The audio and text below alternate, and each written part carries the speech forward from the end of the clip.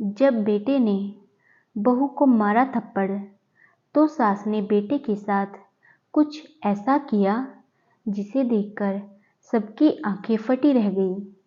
बहू कहाँ मर गई?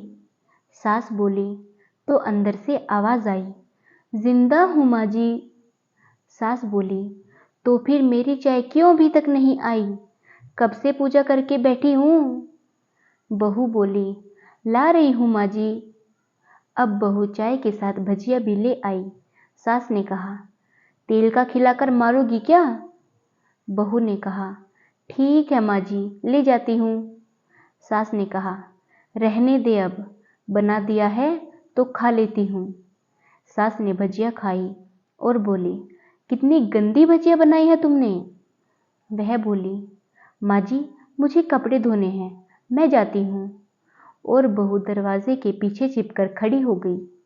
उसने देखा कि सास भजिया पर टूट पड़ी और शौक से खाने लगी और पूरी भजिया खत्म कर दी।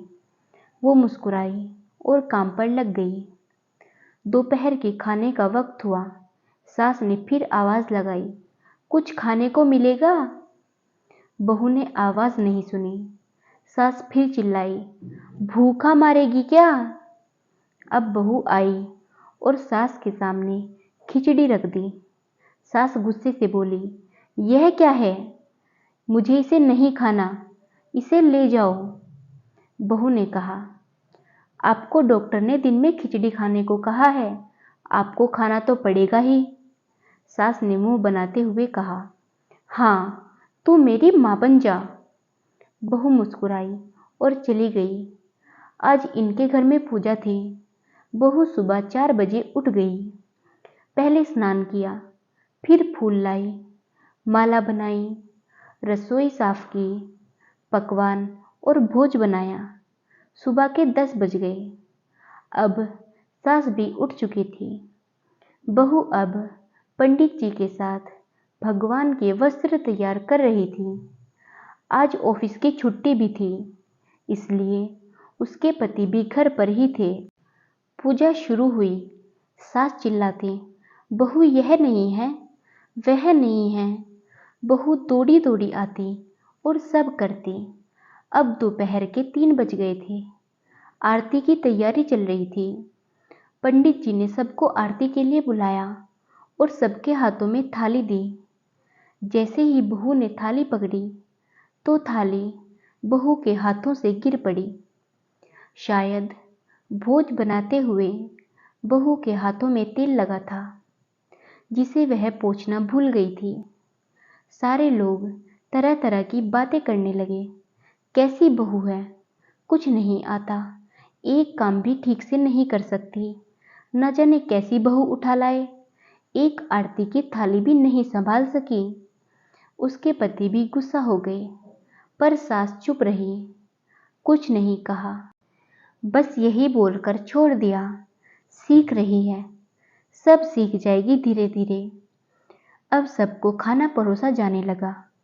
बहू दौड़ दौड़ कर खाना देती, फिर पानी लाती। करीब 70-80 लोग हो गए थे। इधर 2 नौकर और बहू अकेली।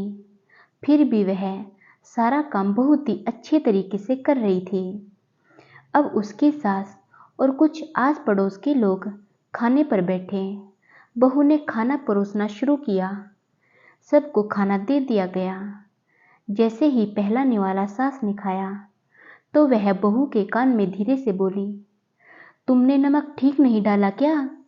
एक काम ठीक से नहीं कर सकती, पता नहीं मेरे बाद कैसे यह घर संभालोगी। आस पड़ोस वालों को तो जानती हो ना, वह बस बहाना ढूंढते हैं नुक्स निकालने का।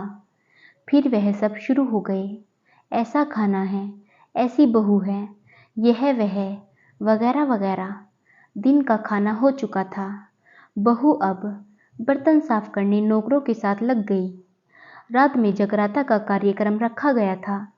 बहू भी 1-2 गीत गाने के लिए स्टेज पर चढ़ी तो सास जोर से चिल्लाई, मेरी नाक मत कटवा देना, गाना नहीं आता तो मत गा, वापस आ जा। बहू मुस्कुराई और गाने लगी। सबने उसके गाने की तारीफ की, पर सास मुंह फुलाते हुए बोली, इससे अच्छा तो मैं गाती थी जवानी में, तुझे तो कुछ भी नहीं आता। बहू मुस्कुराई और चली गई। अब रात का खाना खिलाया जा रहा था। उसके पति की ऑफिस के दोस्त साइड में ही ड्रिंक करने लगे थे। अब उसका पति चिल्लाया, थोड़ा बर्फ लाओ। तभी सास चिल्लाई, यहाँ दाल नहीं है। अब पति चिल्लाया, कोल्ड ड्रिंक नहीं है, पापड़ ले आओ। वह जल्दी जल्दी भागकर आई तो उसके पति की शराब गिर पड़ी उसके एक दोस्त पर और बोतल टूट गई। अब पति गुस्से में 2 थप्पड़ अपनी पत्नी को लगाते हुए कहता है, जाहिल कहीं की, देखकर नहीं कर सकती, तुझे इतना भी काम नहीं आता। सारे लोग देखने लगे। उसकी पत्नी रोते हुए कमरे की तरफ दौड़ी। फिर उसके दोस्तों ने कहा, क्या यार, पूरा मूड खराब कर दिया। यहाँ नहीं बुलाया होता, हम कहीं और पार्टी कर लेते।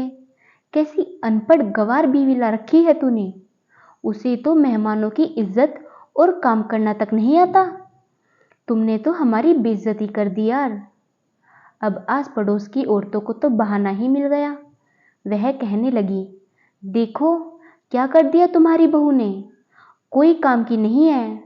मैं तो कहती हूँ अपने बेटे की दूसरी शादी करा दो, छुटकारा पाओ इस गंवार से। अब सास उठी और अपने बेटे के पास जाकर उसे थप्पड़ मारा और कहा, अरे नालायक, तूने मेरी बहू को मारा, तेरी हिम्मत कैसे हुई, तेरी टांगे तोड़ दूंगी। उसके बेटे का दोस्त कुछ कहने ही वाला था कि उसकी माँ ने घूरते हुए कहा, चुप, बिल्कुल चुप। यहाँ दारू पीने आए हो, जबकि पता है आज पूजा है और तुम्हें पार्टी करनी है। कैसे संस्कार दिए हैं तुम्हारे माँ बाप ने। और किसने मेरी बहू को जाहिल बोला। जरा इधर आओ, चप्पल से मारूंगी अगर मेरी बहू को किसी ने एक शब्द भी कहा तो। अरे पापी, तूने उस लड़की को बस इसलिए मारा कि तेरी शराब टूट गई। पापी, वह बच्ची सुबह 4 बजे से उठी हुई है, घर का सारा काम कर रही है, न सुबह से नाश्ता किया न दिन का खाना खाया, फिर भी हंसते हुए सबकी बातें और ताने सुनते हुए घर के काम में लगी रही। और वो तेरे यार दोस्तों को अच्छी नहीं लगी। जूते से मारूंगी तेरे दोस्तों को, जो अब उन्होंने कभी ऐसा कहा तो। अब तो उसके यार दोस्त चुपके से खिसक गए। अब सास बहू के कमरे में गई और बहू का हाथ पकड़कर बाहर लाई और सबके सामने कहने लगी, किसने कहा था अपनी बहू को घर से निकालकर दूसरी बहू ले आना, जरा सामने आओ। लेकिन अब कोई सामने नहीं आया। फिर सास ने कहा, तुम जानते भी क्या हो इस लड़की के बारे में। यह मेरी माँ भी है, बेटी भी है। माँ इसलिए कि मुझे गलत काम करने पर डांटती है, और बेटी इसलिए कि ये हमेशा मेरे दिल की भावना समझ जाती है, मेरी दिन रात सेवा करती है, मेरे 1000 ताने सुनती है, पर एक शब्द भी गलत नहीं कहती, ना सामने ना पीठ पीछे। और तुम कहते हो दूसरी बहू ले आओ। याद है ना चुटकी की दादी, अपनी बहू की करतूत। सास ने गुस्से से पड़ोस की महिला को कहा, अभी पिछले ही हफ्ते तुम्हारे बहू बेटा तुम मियाँ बीवी को कैसे भूखा छोड़कर घूमने चले गए थे। तब मेरी इसी बहू ने 7 दिनों तक तुम्हारे घर पर खाना पीना, यहाँ तक कि तुम्हारे पैर तक दबाने जाती थी। और आज तुम इसे जाहिल बोलते हो। जाहिल तो तुम सब हो, जो कोयले और हीरे में फर्क नहीं जानते। अगर आइंदा मेरी बहू के बारे में किसी ने एक लफ्ज भी कहा तो मुझसे बुरा कोई नहीं होगा, क्योंकि यह मेरी बहू नहीं, मेरी बेटी है। बहू सिसकियां लेते हुए फिर कमरे में चली गई। सास ने एक प्लेट उठाई और भोजन परोसा और फिर बहू के कमरे में खुद ले आई। सास को भोजन लाते देखा तो बहू ने कहा, अरे माँ जी, अब ये क्या कर रही हो, मैं खुद ले लेती। अब सास ने प्यार से ताना मारते हुए कहा, डर मत, इसमें जहर नहीं है, मार नहीं डालूंगी।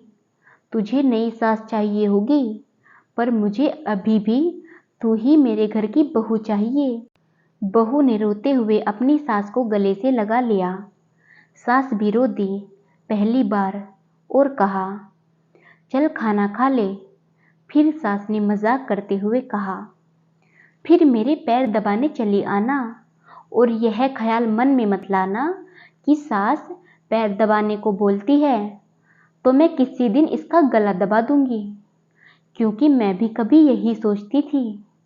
अब दोनों खूब हंसने लगी। आशा करती हूँ कि यह कहानी आपको पसंद आई होगी। इस कहानी पर आपकी क्या राय है हमें कमेंट करके ज़रूर बताएं। कहानी पसंद आई है तो लाइक और शेयर करना बिल्कुल भी ना भूलें। चैनल पर नए हो तो चैनल को सब्सक्राइब ज़रूर करें। धन्यवाद।